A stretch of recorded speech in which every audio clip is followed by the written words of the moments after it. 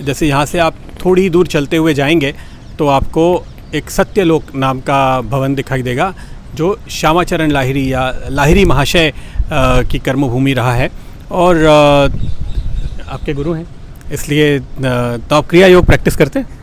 जी, मैंने क्रिया योग में दीक्षा ली हुई है। दीक्षा ली हुई है, ओके। मैंने नहीं ली, मुझे थोड़ी बहुत जानकारी ज़रूर है, चूँकि एक तरह से पड़ोसी हैं, कुछ 100 सालों का शायद फासला होगा, कुछ दशकों का फासला तो ज़रूर होगा।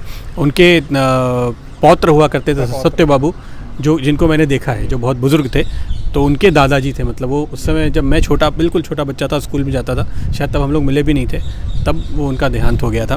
तो अब क्रिया योग अगर आप किसी बड़े शहर में किसी कॉर्पोरेट सेटअप में बात कीजिए तो सबको पता होता है। मेरे ख्याल से अगर आप यूएस में जाके बात करते होंगे वहाँ भी बहुत लोगों को पता होगा, लेकिन यकीन मानिए अगर आप उस बिल्डिंग के सामने, सत्यलोक के सामने बैठ जाइए चबूतरे पे और आने जाने वाले हर आदमी को रोक के पूछे, भाई क्रिया योग जानते हो, कितने फीसदी लोग बताएंगे आपको? कोई नहीं बताएगा, शायद 5% लोग बता पाएँ, मुझे ऐसा लगता है। हाँ वही मैं बता रहा हूँ कि कोई बाहर का ही आया हुआ व्यक्ति शायद जो मिल जाए। लेकिन मैं आपने क्रिया योग और सत्यलोक की बात छोड़ी तो बहुत ज़रूरी बात है और अच्छा किया आपने इसका मेंशन किया। तो जैसा कि शायद हमारे बहुत से दर्शक जानते होंगे कि क्रिया योग जो है वो श्यामाचरण लाहिड़ी, जिनको लाहिड़ी महाशय के नाम से जाना जाता है, उन्होंने ही वही लेकर आए। और ये आपको जानकर शायद आश्चर्य होगा कि उनका घर बनारस में है, यानी जहाँ वो रहते थे, और यहीं जहाँ हम बैठे हैं उससे मतलब जैसा प्रदीप आपने बताया कि 10 मीटर मतलब बस समझ लीजिए बगल में ही है। और वो आज भी वहाँ पर उनका मंदिर है, उनका समाधि स्थल है। मैं अभी कल ही वहाँ दर्शन करके आया हूँ। तो ये इस तरह से बनारस में बहुत सारी, जिसे कहते हैं हिडन ट्रेजर्स, जिसे इंग्लिश में बोलते हैं, यानी कि बहुत से ऐसी चीज़ें जिसके बारे में आपको पता होगा तभी। जैसे मैं अपनी अगर बात करूं तो हम लोग बड़े हो गए थे, तब तक मैं कभी सत्यलोक नहीं आया था। आपके घर में कितनी बार आया, लेकिन सत्यलोक नहीं गया था। बाद में कालांतर में जब मैंने क्रिया योग की दीक्षा ली, तब मुझे पता चला कि अरे यहीं पर जो है इतना बड़ा मंदिर और उनका समाधि स्थल है लाहिड़ी महाशय का। तो ये इस तरह की चीज़ें बनारस में बहुत सारी हैं। तेलंग स्वामी का मठ है। तेलंग स्वामी वो हैं योगी जो कि इनके बारे में कहा था कि वो शायद 350 साल तक जीवित रहे थे, और उनका एक मठ है बड़ा सा, उसमें भी दर्शन कम लोग कर पाते हैं क्योंकि पता नहीं होता।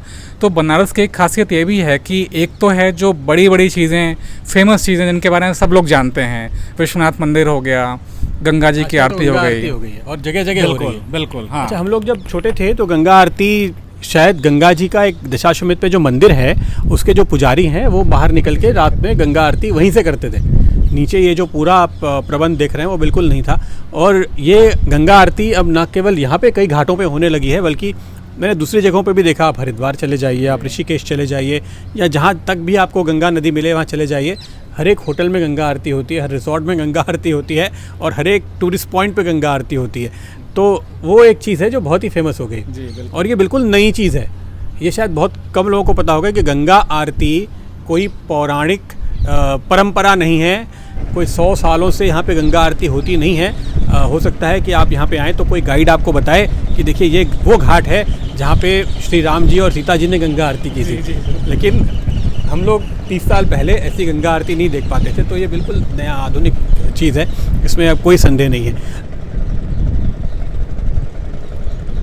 ये देखिए आप उत्तर वाहिनी गंगा देख रहे हैं जो दक्षिण से आती है और उत्तर की तरफ जाती है, और ये आप काशी के सुंदर गंगा घाट के दर्शन कर पा रहे हैं। हम गंगा के थोड़ा और करीब आ गए हैं मेरे मित्र अभिषेक पांडे के साथ, और अभिषेक कुछ कविता सुना रहे थे जिसमें काशी का इतिहास झलक रहा था। ज़रा सुनाइए क्या है।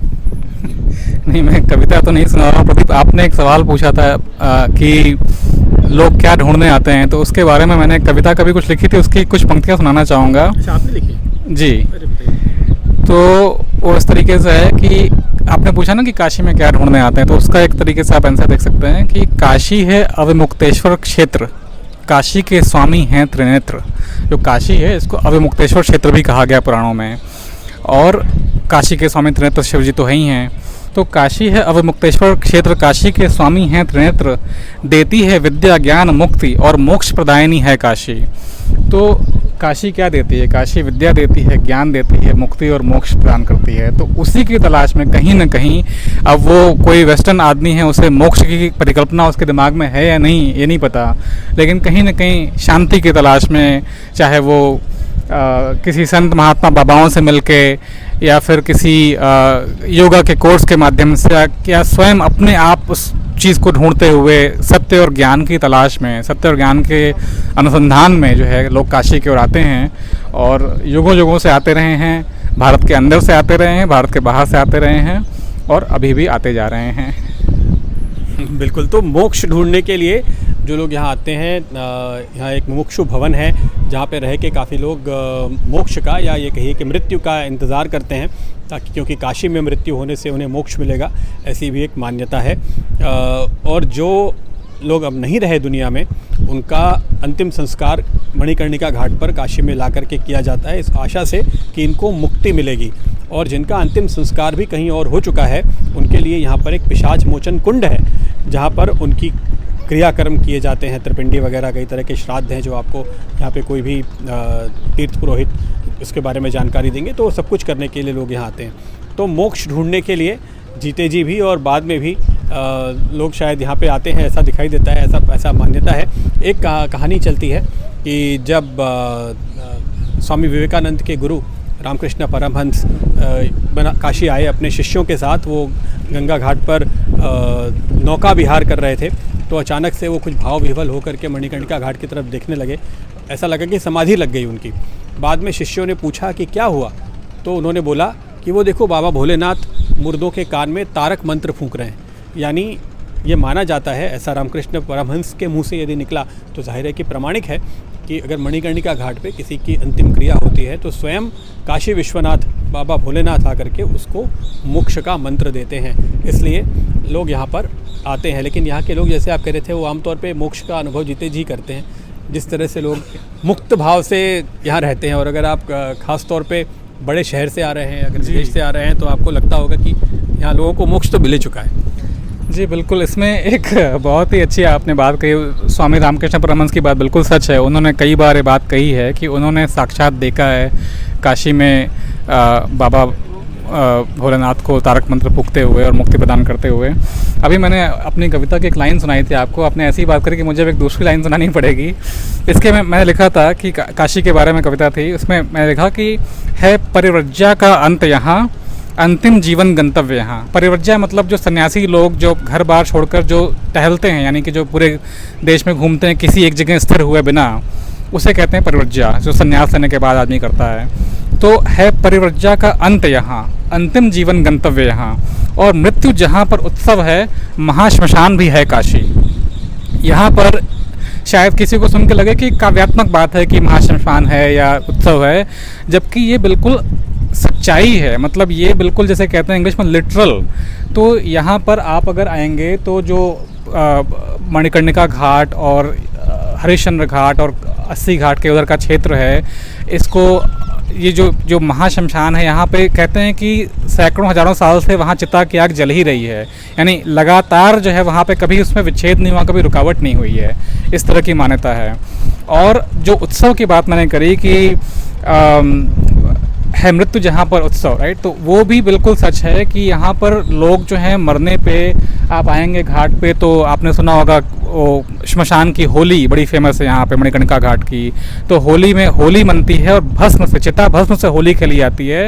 ये ऐसा नज़ारा होता है जो कि अपने आप में विश्व में कहीं न हुआ है और न शायद कभी आगे होगा।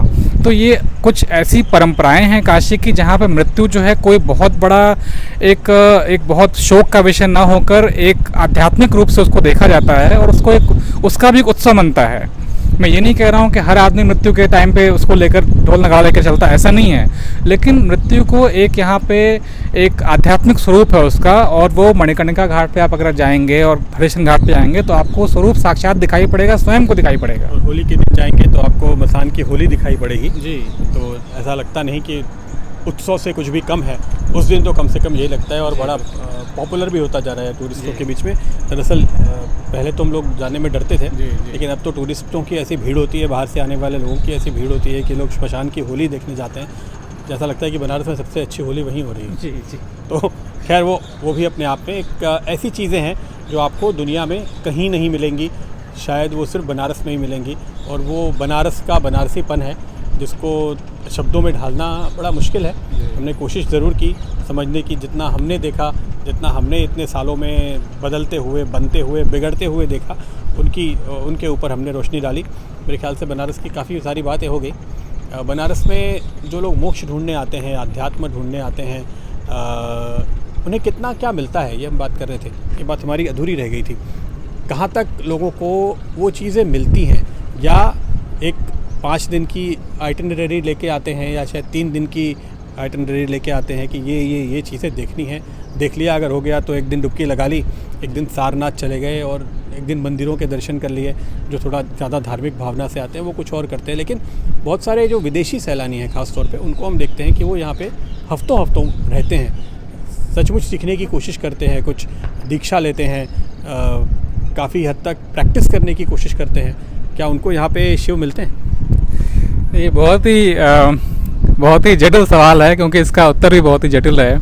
इसके बारे में 2-3 बातें कहना चाहूँगा। देखिए, एक शंकराचार्य का चरपट पंजारिका स्तोत्र है, उसमें एक लाइन आती है कि गंगा जल लव कणिका पीता, यानी कि एक नमक के कण के बराबर भी अगर गंगा जल आप पी लें तो उसके लिए कहते हैं कि मुक्ति हो जाएगी, ये भी कहा गया है।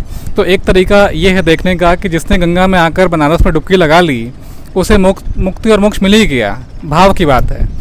लेकिन अगर आप और उसको प्रैक्टिकल तरीके से देखें तो हाँ, ये सच है कि, और ये भी बता दूं कि मैं सिर्फ बाहर के विदेशी ही नहीं, अब तो भारत के अंदर के बहुत से लोग भी जो हैं इस तरह के इनिशिएटिव ले रहे हैं कि वो उन्होंने अपने नौकरी पेशा छोड़ दिया, सब कुछ त्याग करके अध्यात्म की खोज में निकल गए। तो ऐसे लोग बनारस में बहुतायत में मिलते हैं, और वो मिलेंगे आपको, ऐसे सड़कों पे घूमते नहीं मिलेंगे, आप पहचान भी नहीं पाएंगे। लेकिन कोई किसी आश्रम में, कोई किसी मठ में, कोई किसी योगा सेंटर में, कोई किसी बुद्धिस्ट सेंटर में, क्योंकि बुद्धिज़्म का ही बहुत बड़ा केंद्र है यहाँ पे। तो ऐसे इस तरीके से लोग आपको मिलेंगे और लोग ढूंढ रहे हैं। इसमें ये भी कहना ज़रूरी है, शायद एक रिस्पॉन्सिबिलिटी के तौर पे हमें ये बता देना चाहिए। अब जैसे काशी का 80 एक नावल है काशीनाथ सिंह के, जो बनारस के ही हैं, और उसके ऊपर पिक्चर भी बनी है, मूवी है, सनी देओल की एक्टेड मूवी है। वो भी देखने लायक है कि वो एक दूसरा पक्ष दिखाती है कि किस प्रकार से इस तरह के जो लोग हैं उसको एक कहीं ना कहीं उसमें कुछ बिजनेस भी चल रहा है। उनसे थोड़ा सावधान रहने की भी ज़रूरत है, यानी कि ऐसा नहीं कि आप बस बनारस आए और आपको कोई गुरु मिल गया, आपको ज्ञान प्राप्त हो गया। तो थोड़ा सा सावधान रहने की भी ज़रूरत है। लेकिन हाँ, ये है कि प्रयास लोग बहुत करते हैं। मेरा पर्सनली ये मानना है कि अगर किसी व्यक्ति ने इतना प्रयास किया कि वो विदेश में पैदा हुआ, दूसरी संस्कृति का है, उसको भारतीयता के प्रति, सनातन के प्रति इतनी चाह उठी, और उसने इतना प्रयास किया कि वो बनारस ढूंढते हुए आया, और उसके बाद से वो बनारस में 10 महीने से रह के कुछ सीख रहा है, सीखने के प्रयास कर रहा है, तो वो जो जर्नी है, वो जो प्रयास है, मेरे ख्याल से वो अपने आप में एक मुक्ति और मोक्ष का परिचायक है। अब उसको रियल सेंस में मुक्ति मिली या नहीं वो तो भगवान ही जानेंगे, लेकिन मेरे हिसाब से इतना करना ही बहुत बड़ी बात है। और उससे कहीं ना कहीं उस व्यक्ति को एक जो रोज़मर्रा की जो भागम भाग दौड़ भाग वाली ज़िंदगी, उससे कहीं ना कहीं बहुत ज़्यादा शांति तो ज़रूर मिलती है। तो मुझे भी ऐसा लगता है कि यहाँ पर आकर के आपको जो अनुभूति होती है, हम लोग तो ऐसे इतने सालों तक यहाँ रहे हैं, लेकिन जब आप बनारस में लौट कर आते हैं, जब आप गंगा के किनारे आकर के घाट पर बैठते हैं, तो आपको जो अनुभूति होती है वो कहीं और होना काफ़ी मुश्किल है।